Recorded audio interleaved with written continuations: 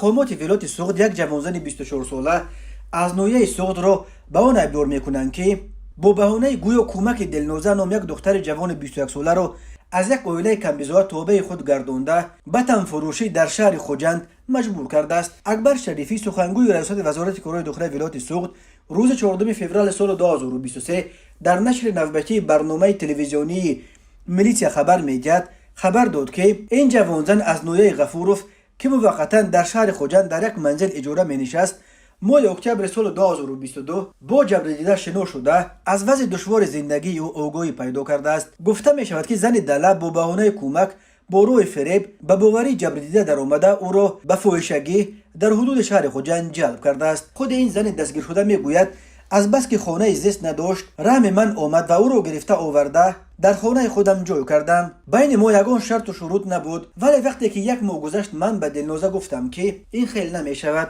ما باید پول اجاره را 50 به 50 جمع کرده سپاریم.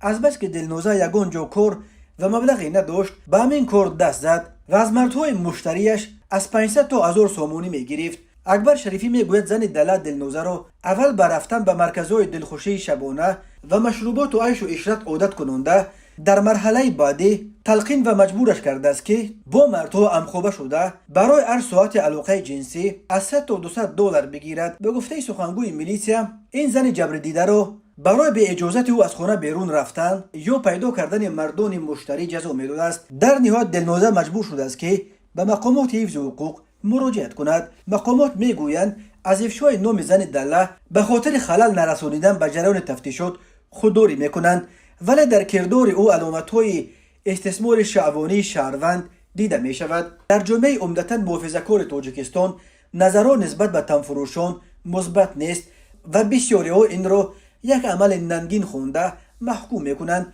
با این وجود 3 سال پیش وزارت کارهای داخلی تاجیکستان خبر داده بود که در کشور تقریباً 2000 زن را ثبت نام کردند که از حساب تنفروشی روز میبرند.